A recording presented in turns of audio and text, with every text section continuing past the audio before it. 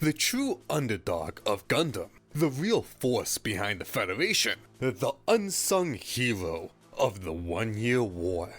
A mobile coffin, a walking floating death trap, a one-way ticket to your grave. Many things can be said about the ball, good, bad, terrible, some more than others, but the ball has made its impact, and it's an important part of the 1 Year War. So Slothcake's here, and today, let me indulge you in the Federation's balls.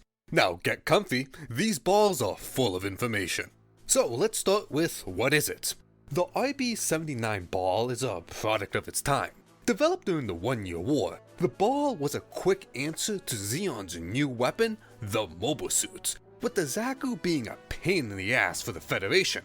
The introduction of mobile suits changed space warfare forever, and the Feddies did not like that since they didn't have any of their own, yet. But in the meantime, they came up with a quick solution. Introducing the SPW-03 Space Pod, a construction vehicle used in space. It's a ball with little grabby hands. It does what you think it does, basically a space forklift. Its design heavily resembles that of the Ava Pods from the 2001 Space Odyssey.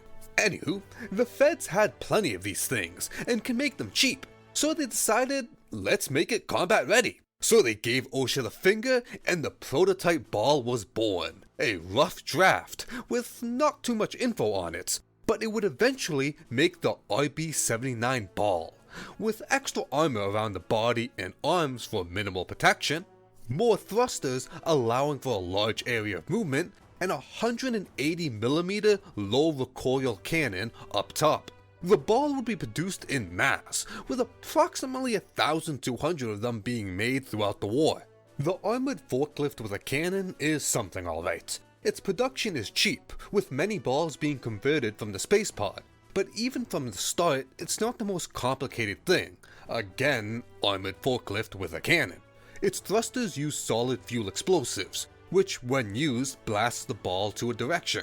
And with the ball's size and weight, it gave it good reaction speed and maneuverability. Its max acceleration surpasses that of the Jim and Zaku, and even rivaled other mobile suits of the 1 Year War.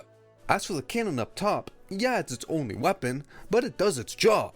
It's a simple recoilless cannon, quite similar to that of the gun tanks. It has solid range, allowing the ball to keep a distance, and its caliber is big enough to do serious damage to whatever it hits.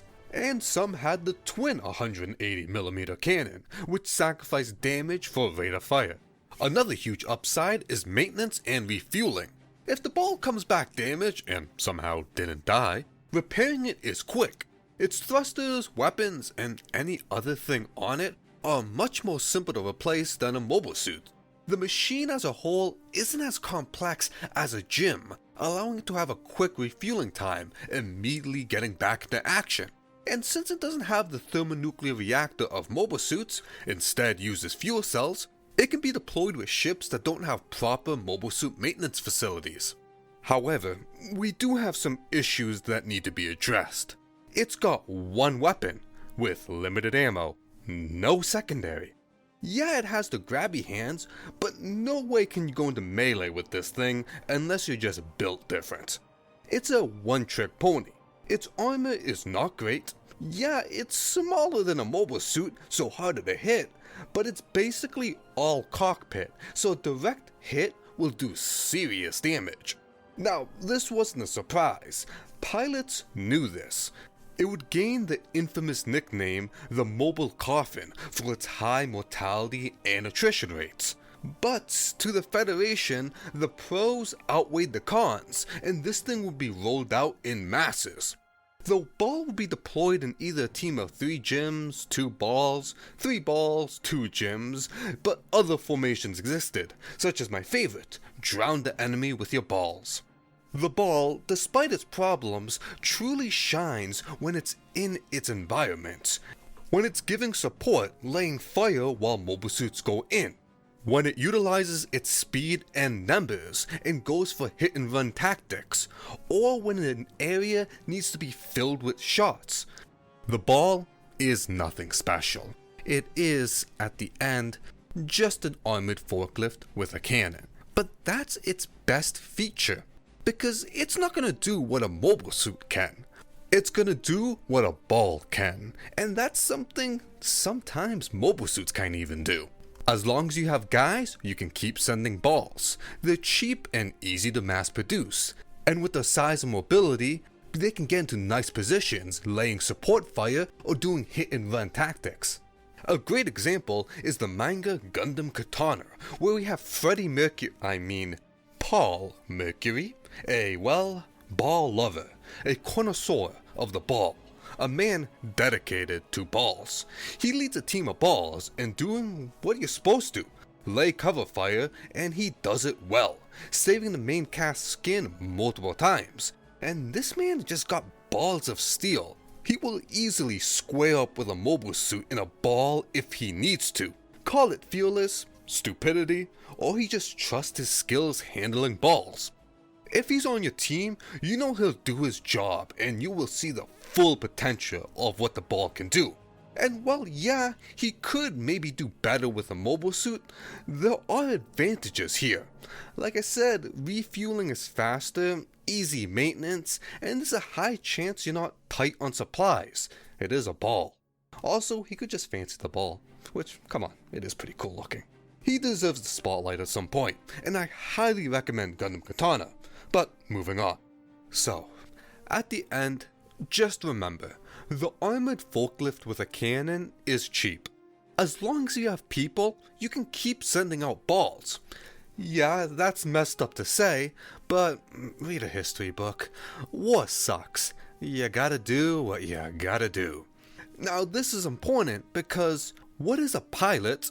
Not an ace, not a new type, just a Joe Schmo in a ball worth. Is it worth more than a zaku?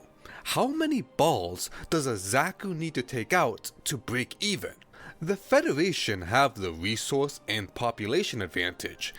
Is it a bigger hit for Zeon to lose a skilled pilot and a mobile suit than the Feds to lose a team of average dudes in a ball? Because remember this, no matter how good you are, when facing a wave of balls with, let's be honest, okay to new pilots, just one of them needs to land a lucky shot. Even as the Federation adopted mobile suits and branched to more things, the ball was still there, and it comes in many flavors. The F-Type, a more armored version with a backpack unit, propeller tank, plus rearranged bottom thrusters. This could be made with existing balls, making production cheap and quick. This was an attempt from higher ups to decrease the ball's high mortality rates. It was overall well received. The extra armor is okay, not enough to tank anything crazy, but enough to make you survive to retaliate or escape. And the armor wasn't too heavy, so it didn't affect your speed. The backpack and thrusters are the real star of the show here. The increased mobility and speed of this ball easily saved countless lives, and with how fast the ball already is, it makes the F-Type a pretty nice unit. The M-Type Ball Bomber, a ball equipped with a large backpack unit holding 2 containers of floating mines. Being a ball, it's smaller and cheaper than a mobile suit, so less chance of it getting detected, and being bigger than a fighter, it can carry more. Straightforward with its purpose here, it's got one job since the cannon up top is replaced with sensors. While mostly for defense, hope to God no one gets the jump on you in this thing. Since you're not just in a ball, you're now in a ball carrying a shitload of explosives with no weapons. Best of luck. The K-Type, a ball variant appearing to have utility purposes, with additional claw units for better grip, large spotlight, and a rocket-guided wire and claw on the bottom. Might be used for salvaging, repairs, or other jobs, but it's still equipped with a twin 120mm cannon. Its most famous appearance is in 08th MS Team, where Shiro fought a high-mobility Zaku. With his quick thinking, fast reaction, and plot armor, he came out victorious. He face-tanked quite a few Zaku machine gun shots, which would have easily shredded this thing, unless you're a protagonist. We do get a sub-variant, which has a large crane up top for construction. The C-Type, the Ball Kai, the most ball-looking ball. A late production model, even used past the war, being shown in 080. It's an overall improvement of the ball design with minor changes. Additional claws on the arms that resemble the K-Type, more thrusters for altitude adjustments, and back-facing thrusters making it more geared for combat. Again, just minor upgrades here and there. This one would be the Federation's main ball post 1 year war, and yeah, the ball gets used for a while. More on that later. So, balls in space is nice, but how about other terrains, like water? The Fish Eye, an amphibious ball equipped with massive large claws, able to tear through armor, and a long spear gun up top. Searchlight in the front, large propeller on the back, this ball would be a close combat seaworthy machine. Which is an odd sentence to say, and kinda scary. Next is the Frog Ball, which is sadly not a ball in a frog costume. It's basically the bomber ball but underwater. It has a large backpack unit that it can use to dispense mines. Has the same job as the bomber ball but underwater. Thankfully, he is equipped with torpedo launchers, so there is some form of range combat. But again, you are just a ball carrying a shitload of explosives, so be careful. And don't think the water is any more safe than space. Zeon has plenty of creatures down there that are glad to rip you in half. But while on water, let's head to Gundam Thunderbolt, an alternative universal century. The ball is the same with just more doodads to get machine guns on the arms, so we do have a secondary weapon, nice. And it's shown with a 6-tube rocket launcher option up top and an optional crane, cool. But that's not all, there's the Aqua Ball, which rules. Equipped to handle the depths of the water, the ball would have twin missile pods up top with optional claw arms on the bottom. The idea of a water ball is neat. It has the same advantages as the regular ball, but now in water, cheap to produce, this guy would be great for recon, especially against Zeon's Amphibians. Sending balls to take a peek might or will lead them to their grave, but if or when your ball gets jumped, Zeon's cover will be blown, allowing everyone on land to get ready for an attack. A fair trade, unless you're the pilot of course. The marine balls have a decent role in Thunderbolts, appearing when water engagement is involved, so they do show up every so often. Overall, if we count all the seaworthy balls, it is a pretty cool lineup. I love to see them all utilized as a team, covering their flaws. Now, we're not done just yet. We still have some real oddities, some oddballs left. The RB-133 ball, the second coming of the ball. Created by the Federation Force all the way in UC-133. It's a cheap mass production unit, able to be created en masse. Same vibe as the prior, it's the ball. It's equipped with triple cannons this time, fancy. And even has head Vulcans, ball Vulcans. And it was shown here and there in Gundam Crossbone. This unit would not be well received. It's a ball. It had its pros and cons over in UC 79. But 50 plus years later, come on. How did you convince someone to deploy in this thing? That's a battle in itself. Don't use the 50-year-old ball, you will die. Onto UC 160, we have the Cannonball. And yeah, that is a bike with a ball on top. Being the fusion of the RB-79 ball and the Galaxon, it would appear in Crossbone Ghost. It takes two to operate. One drives while one controls the ball, which acts like a turret. It can have a cannon or missiles up top, and on the sides where the claws used to be, where you can have a minigun or spray missiles. This thing could have been something in UC-79, but here it just acts as a defense force for Side 1. It can go on land and space.